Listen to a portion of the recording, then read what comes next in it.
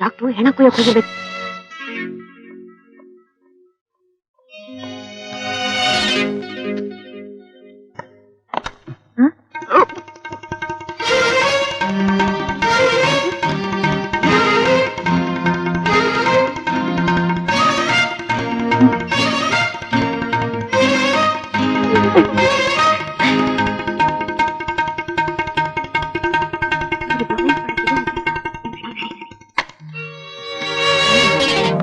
Sorry, Asha. Bad situation.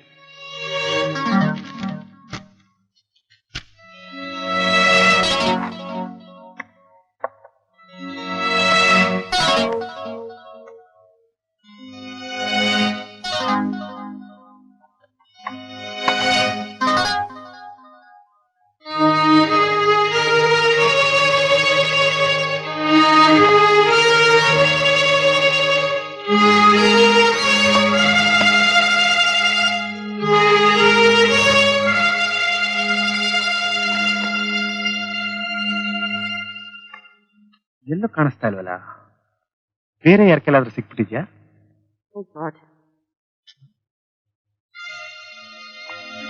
ಆಶಾ, ಅಮ್ಮನ್ diary ಹುಡುಗಿ ಅದೇನ್ ಪೇಪರು? ರಿಪೋರ್ಟ್ ಪೇಪರಾ? Post mortem report. ಹೆಸರು ಶೇಷು. ಇಷ್ಟಿದ್ರೆ ಸಾಕು ಆಶಾ, ಅವ್ರನ್ನ ಹೇಗ್ ಬೇಕಾದ್ರೂ ಆಟ ಆಡಿಸ್ಬೋದು.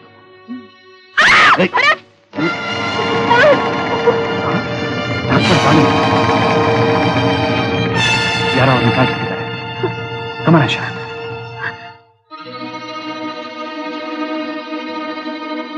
ಏನಿದು? ಇದು ನಂಬೋಕೆ ಆಗ್ತಿಲ್ವೇ ನನ್ನ ಕೈಯಿಂದ?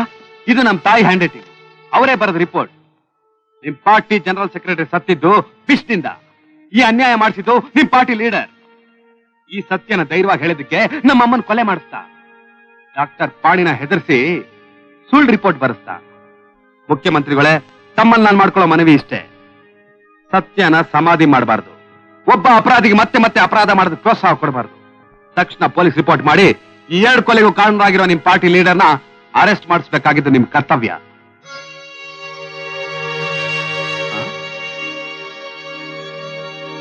ಯಾಕೆ ಸರ್ ಮೌನವಾಗಿ ನಿಂತ್ಬಿಟ್ರಿ?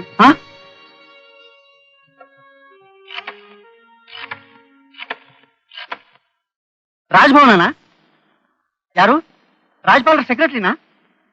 ನಾನು ಮುಖ್ಯಮಂತ್ರಿ ಸುಬ್ಬಣ್ಣ ಮಾತಾಡೋದು. ದಯವಿಟ್ಟು ಸ್ವಲ್ಪ ರಾಜ್ಪಾಲರಿಗೆ ಫೋನ್ ಕೊಡ್ತೀರಾ? ನಮಸ್ಕಾರ ಸರ್, ನಾನು ನನ್ನ ಪದವಿಗೆ ರಾಜೀನಾಮೆ ಕೊಡ್ತಾ ಇದ್ದೀನಿ. ನನ್ನ ಆರೋಗ್ಯ ಸರಿ ಇಲ್ಲ ಸರ್, ನನಗೆ ವಿಶ್ರಾಂತಿ ಬೇಕಾಗಿದೆ. ದಯವಿಟ್ಟು ನನ್ನ ರಾಜೀನಾಮೆ ಸ್ವೀಕಾರ ಮಾಡಿ. ಆಗಲ್ಲ ಸರ್, ದಯವಿಟ್ಟು ಅಕ್ಸೆಪ್ಟ್ ಮಾಡ್ಕೊಳ್ಳಿ.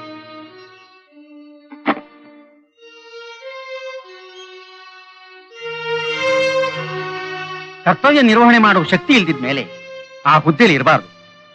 ಅದಕ್ಕಾಗಿ ನಾನು ನನ್ನ ಪದವಿಗೆ ರಾಜೀನಾಮೆ ಕೊಡ್ತಾ ಇದ್ದೀನಿ. ಸದ್ಯಕ್ಕೆ ನನ್ನ ಕೈಲಿ ಆಗೋದಿಷ್ಟೇ. ಏನ್ ಸರ್, ಮುಖ್ಯಮಂತ್ರಿಗಳಾಗಿ ನಿಮ್ಮಿಂದಾನೇ ಈ ಕೊಲೆಗಾರನ್ ಏನು ಮಾಡಕ್ಕಾಗಲ್ವಾ? ಆ ಕೆಲಸ ನನ್ನಿಂದ ಮಾಡೋಕ್ ಆಗೋ ಹಾಗಿದ್ರೆ ನಾನ್ಯಾಕೆ ನನ್ನ ಪದವಿಗೆ ರಾಜೀನಾಮೆ ಕೊಡ್ತಾ ಇದ್ದೆ? ಹೀಗಾದ್ರೆ ಈ ದೇಶದ ಜನಗಳ ಗತಿ ಏನ್ ಸರ್? ನಿನ್ ಪ್ರಶ್ನೆಗೆ ಉತ್ತರ ಕೊಡೋ ಶಕ್ತಿ ಆ ದೇವರೊಬ್ಬನಿಗೆ ಇದೆ. I am sorry Bharat. Sir, ಗೌರವ ಸಾಹೇಬ್ರ ನಮಸ್ಕಾರ. ಸರ್ ನಮಸ್ಕಾರ. ಏನ್ ಸರ್ ಸಮಾಚಾರ?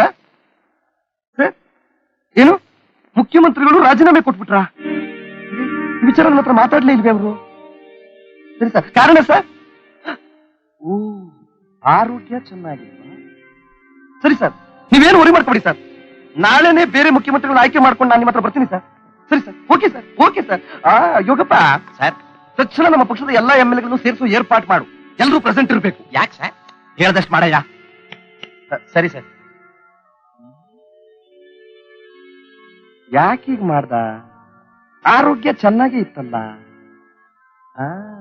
ಇದರಲ್ಲೇನೋ ರಾಜಕೀಯ ಇದೆ.